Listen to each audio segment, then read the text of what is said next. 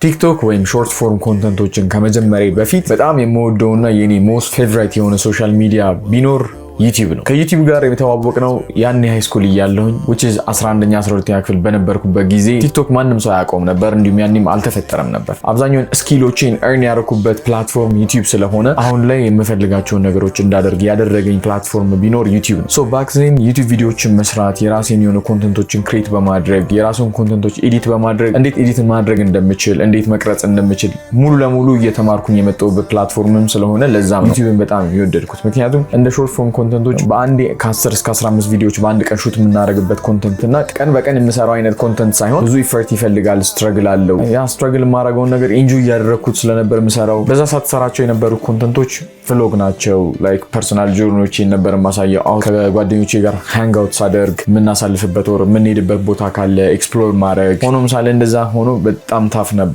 I don't know how to create content, I don't know how to give a value። just በዛን ሰዓት የነበረችኝ አይፎን 4 እና እኔ ነበርኩ። አነሳለሁ ስልኬን ቀርጻለሁ፣ ኤዲት አደርገዋለሁ፣ ፖስት አደርገዋለሁ። ኤዲት ሳደርገው ራሱ ኮፒራይት ኢሹዎችን አላቅም፣ ሩልስ ኤንድ ሬጉሌሽኖችን አላቅም። ዝም ብዬ ነበር ፖስት ማድረገው just ያለኝን ፓሽን ለመከተልና የምፈልገውን ስኪል ለማዳበር ስለምፈልግ።